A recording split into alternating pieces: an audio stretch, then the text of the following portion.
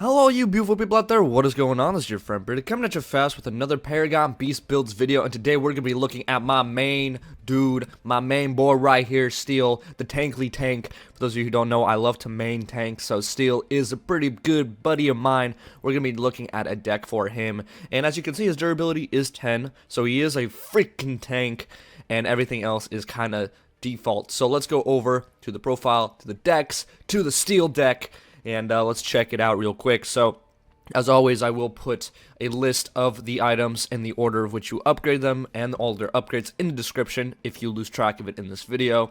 But we're going to start off, obviously we have the Centurion Basic Prime card. It gives us 1,000 health when we dunk in that purple orb of awesomeness. So, definitely have that, of course. And then we have the basic consumables, Scout's Ward, Mana Potion, Health Potion, Harvester's Key. Now, you only need one copy of each. I like to keep both of these. Sometimes I need to use a Scout's Ward. Sometimes I need a Harvester Key.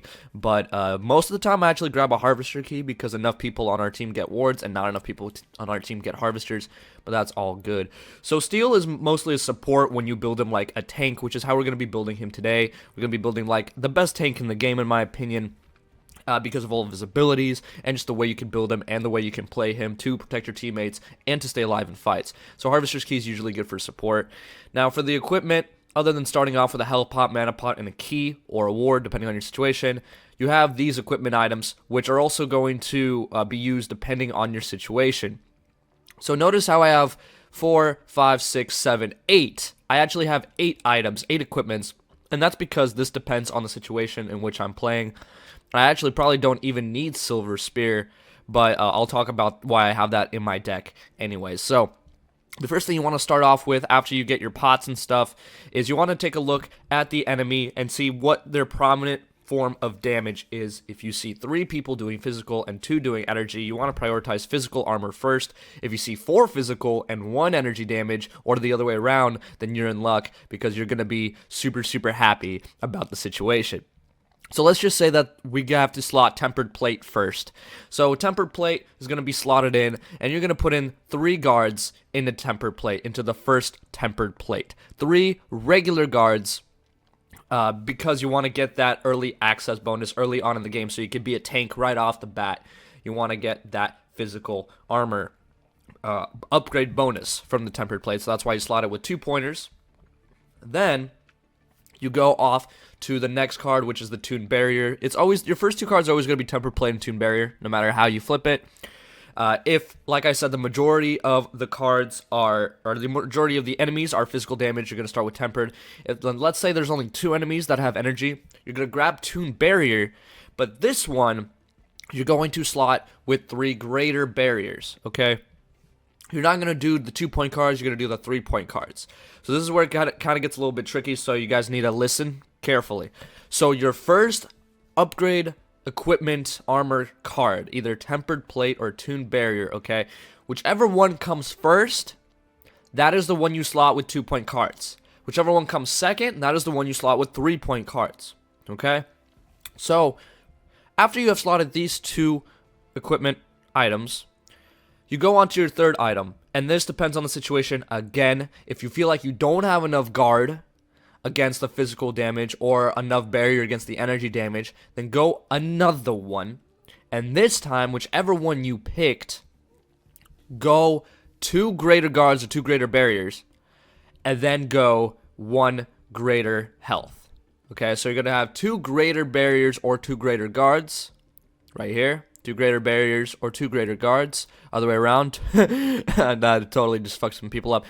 Either 2 greater guards, 2 greater barriers, and then 1 greater health in the Tempered Plate. For your second Tempered Plate, this is because you would choose a second Tempered Plate because there's 3 physical damage people on the other side. You got to be very conceptual with this.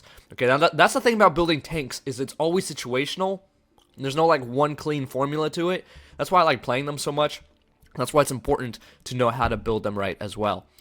So that's the third card. So the fourth card then depends. If you have enough energy resistance against the energy damage dealers on the other team at this point, then I would go with either Lord's Ward if your team needs more wards. If your team does not need more wards, then I would go with Pendulum of the Lords.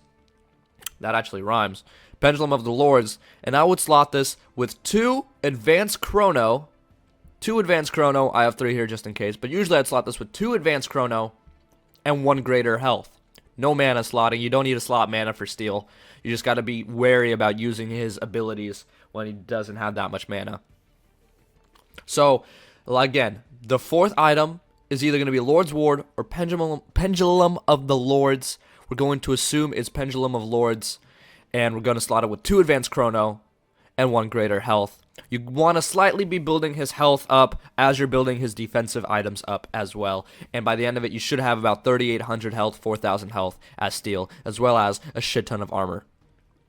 So then the 5th card that you want to put in then depends, again, if you want even more defense against energy, then put in your 2nd Toon Barrier and then do the same thing. Do 2 greater barriers, 1 greater health, or 2 regular barriers and 1 greater health, just depending on your point situation. Usually I end up going both. I just go doubling down on both of them, really.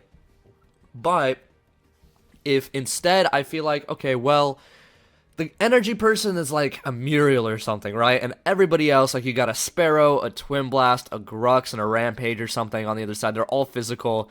You don't even really have to worry about a 2nd Toon Barrier at all. And that's why I have Lantern of Spring, which gives me a little bit more physical guard. It also gives me energy penetration, which I don't need, but it also gives me cooldown, 2.5 cooldown, and it gives you a 2.5% cooldown reduction bonus as well when you're fully upgraded. So I just take that. I put in a little bit more guard and put in some chrono, put in some advanced chrono in there. Slap an advanced chrono on it, pretty much.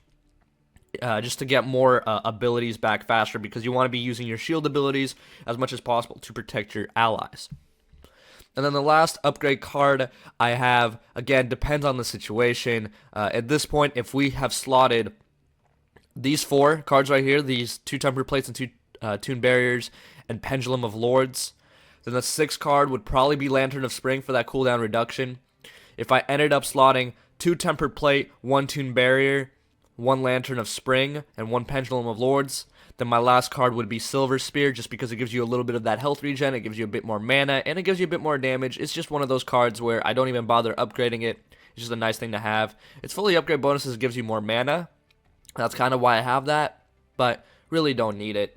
You really don't need it. So, yeah.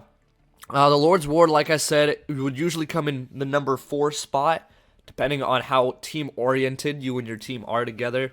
So definitely keep that in mind when you are making your deck. So like I said, it's very situational. So I will be posting, actually I will post, I won't be posting, but you're watching this video right now, you can go down to the description box and see the list of items, because I know this was a bit confusing. There was a lot of scenarios, a lot of situations, but hopefully you guys enjoyed this video. If you did find it helpful, please let me know. Drop a like, comment, subscribe, all that good stuff.